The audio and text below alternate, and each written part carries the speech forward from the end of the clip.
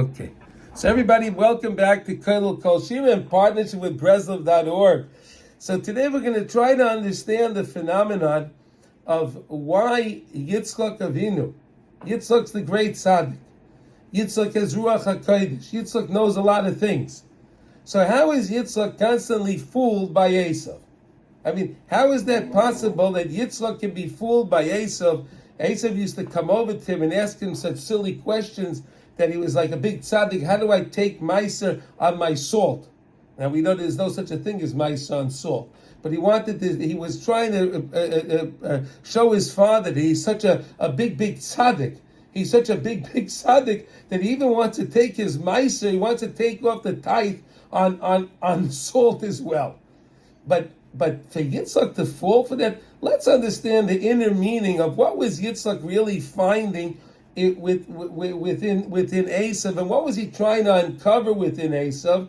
Because it's certainly not the way the story seems that Yitzchok was going to be fooled by Esav. I mean, Yitzchok was a very pious. He was a great educated man. He was a man that understood things. He had Ruach HaKodesh. How is this possible? So let's see.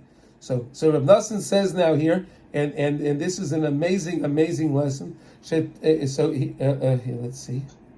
So this is now in the Kutei Halachas, and this is in Choshe Mishpat and Toyin B'Nitan. Okay, this is Halacha Hey, and this is where we're up to. If it's talking, this we're talking about here, people that borrow money and they have to pay it back, and the laws, and then there's amazing things. I'll just give you a brief understanding. You know, there's a shvua called the shvua hesses, and the shvua hesses is where somebody is kaifer on the entire amount. Okay, minat Torah, if a person is meidav mixas. Okay, if he, let's say he says right, if the guy is meidav mixas, he says right. Listen, the guy go Yaakov. You know, Yaakov, I lent you $100, and then you say to me, Yaakov says to me, no, you only lent me $50. You only lent me $50. So then you have to make a shvua. If you make a shvua, it was $50, and then you pay me the $50, and okay. But now, if I say to you, hey, Yaakov, you know, I lent you $100, and you say, no, you didn't. I didn't borrow anything from you. So there's no shvua. But came along Rabbi Nachman in the Gemara, and he said that he made a shvua. It's called the shvua hesses. And the shvua hesses is where if you said that if you kaifer bakol, you still have to make the shvua. So Reb Nossan explained what? Because it was the change in the nature of the people that they became more exactly perfect. Exactly, it's exactly the svara of the Gemara, that because the Yeridus Hadairis, and people now were more prone to make to become more brazen. You know, to be more brazen and just say I didn't borrow anything. So in order to still allow people to borrow money, because again it's a big mitzvah to lend money, and again the Gemara was discussing like how are we going to continue that money lending can go on because of this problem. So then they came up with this idea. Rabbi Nachman said they were going to make this shvua hesses. Now so Reb Nossan explains what's the significance of making the shvua hesses. You see, everyone is connected we're all connected to the Torah by a letter in the Torah. And the letter in the Torah is what keeps us going. Is what shines on is what gives chiyas to our neshamas, and it gives chiyas to our avodas Hashem. Now the problem is when we get a little bit disconnected from our letter in our Torah, so then we can start to make mistakes, and we start to think it's I'm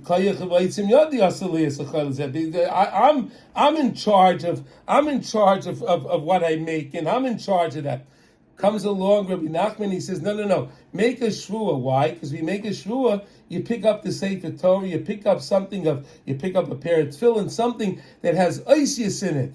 And when you pick that up, it'll spark something in the person that he can't make that shvua, he can't do that thing and make that line. And that's what the whole idea of Reb Nossan explains, because we have the aspirus, we have the beauty within us, and we want to make that beauty shine. And how do you make the beauty shine? with the letter in the Torah. So by making that shvuah, by picking up that Torah, by picking up that holy chumash that has letters in there, or something of kedusha, by doing that, you make the letters shine, and that's okay. So now, that's the basic foundation of the lessons. I just wanted to give you the background so it'll make sense when we read this now.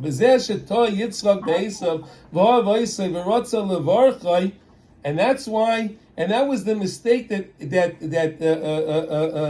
Yitzchok made with Esav, that he wanted to bless Esav. He wanted to give Esav the bracha.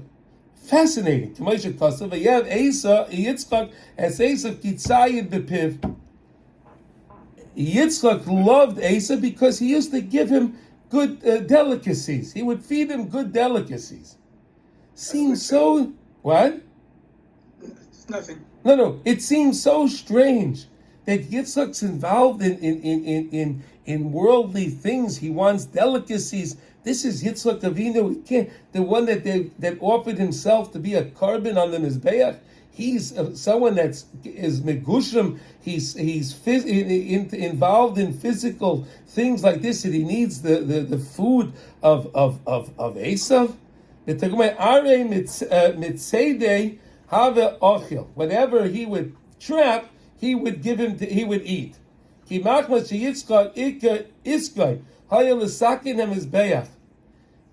Avinu, Reb Nossan explains in the paragraph before, the whole idea of Yitzchok Avinu was to be masakin, the whole idea of the Mizbeach. What was going on at that time? There was so much avodah zarah. There was so much avodah zarah going on at that time that they were sacrificing animals to different gods and different things. Came along Yitzchok Avinu, and Yitzchok Avinu made a tikkun for all of the averos that were going on with the Mizbeach, and that's what Yitzchok's involved in. He's been mesak in the Mizbeach. That's Yitzchok. Shu tikkun achila. We know that when if a person did an avera, right? Chas v'shalom, he did an avera, and he brought a carbon chatas for his avera. He did it in inadvertent avera. He forgot it was this. He forgot to put on whatever. He forgot to do something, and he did something by mistake. So he had to bring the carbon. Bringing the carbon. So the Chazal teach us it was when the Kohanim were eating their portion of the carbon. When the Kohanim were eating their portion of the carbon chatas, that's when the owner of the carbon, he got his forgiveness. His forgiveness was via the eating of the Kohanim. Okay? A very important thing to understand is tikkun achila, which is the tikkun achila. K'maishe kasav sham al kain me'achar sherosh Esav maybe leilachal. So Yitzchok Avinu thought that the fact that Esav is bringing me food, and Yitzchok Avinu is working on making the tikkun of the Mizbeach, which is the tikkun of the Achila. So he thought that Esav is coming to provide him the matamim, so that way the tzaddik can eat the food, Yitzchok can eat the food, and he can make tikkun, and he can make repairs, spiritual repairs, based on the food that he was bringing him. V'achila, one second here. V'achila is Yitzchok, b'vadai haya b'kedusha gedolah. Certainly when Yitzchok Avinu, he was eating with a high level of holiness. Yitzchok wasn't eating to enjoy, he liked the venison that he provided him. Yitzchok Avinu was thinking about the fact how HaKadosh Baruch Hu made this animal, how HaKadosh Baruch Hu created this animal, and how HaKadosh Baruch Hu brought this to me, and how he made his bracha on it.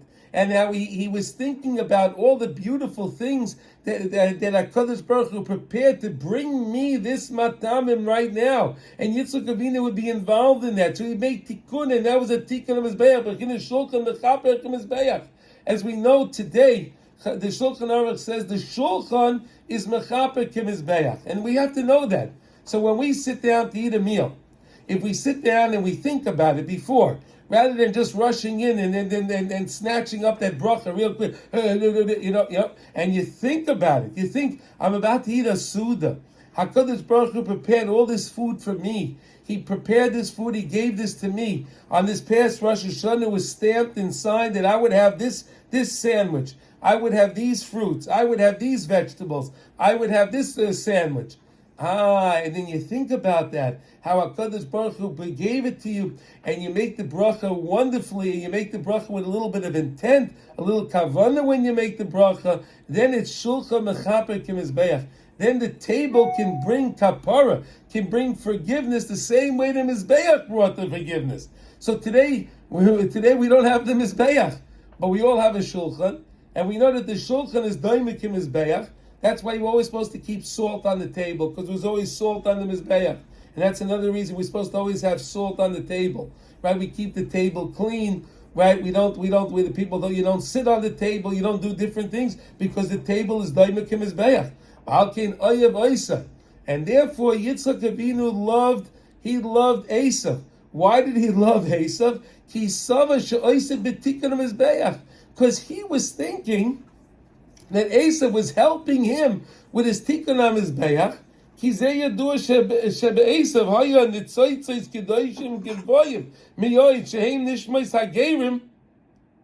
That it's known that within this thing goes that within Esav there was tremendous holy sparks, very lofty sparks. Anytime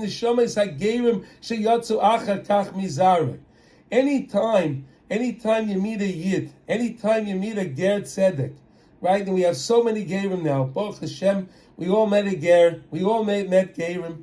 All these Gerim that we meet today, and all the tzaddikim the Gerim that we had over the generations, all of these Gerim they come from Esav.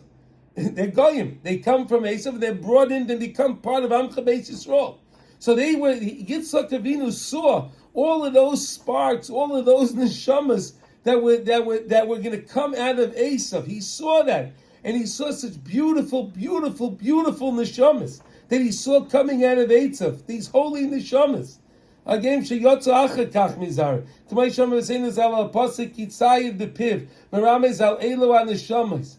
It's talking to that we think that we're talking about Tzayid B'Piv. He liked his delicacies, but really Tzayid B'Piv was Yitzchok Avinu was so delighted when he saw what was going to come out of Esav. He saw the beautiful neshamas that was stuck there, and how we're going to get redeemed, and they were going to come to Amcha Beis Yisrael. That was the Tzayid B'Piv. Shemaramez alelu on neshamas. It's talking about those neshamas, those gerim that would come. That's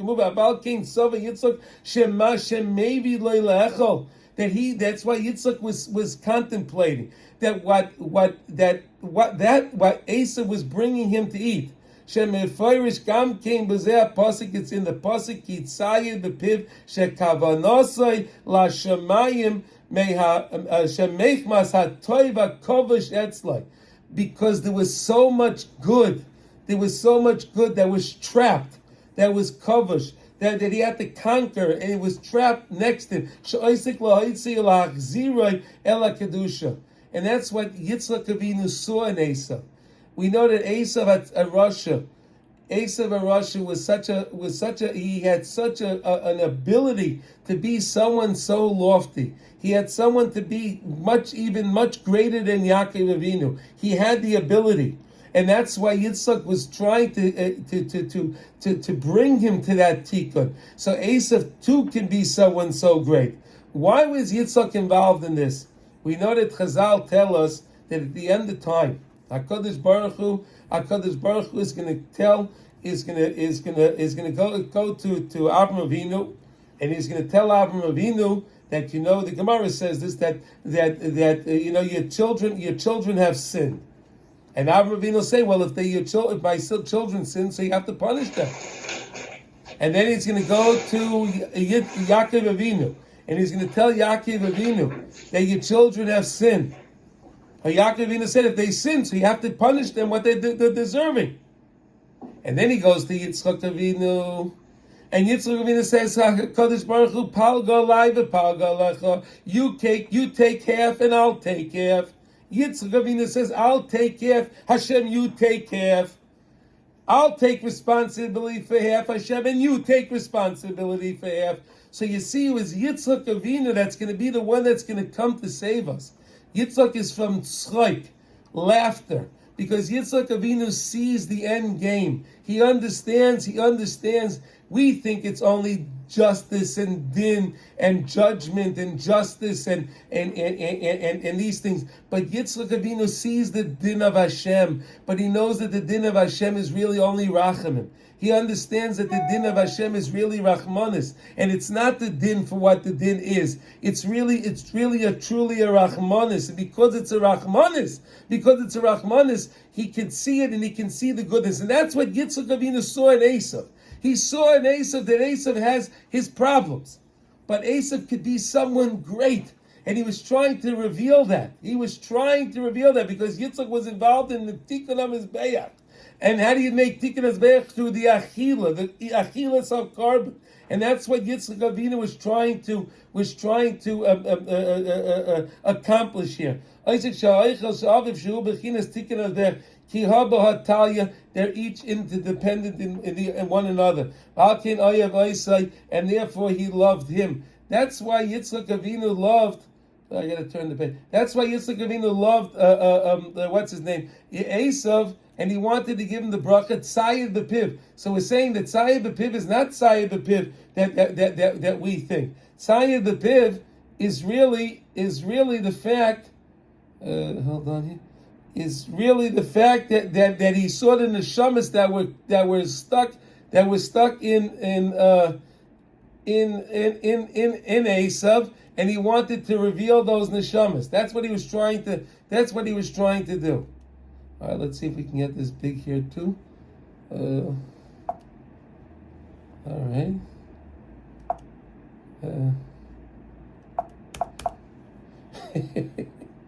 We always have these manias. I'm sorry. Here we go, guys. Okay. All right, let's turn this thing around. All right, let's see if we can turn it. We push this. There we go. Okay, so now that was the final thing of that idea of why Yitzchok is considered was fooled by Esav. He really wasn't fooled by him. He was Tzayid B'Piv. He saw the neshamas that were trapped in Esav. That those neshamas that are going to come, and that those neshamas that are going to become a great Gerei HaTzedek. These will be the righteous converts.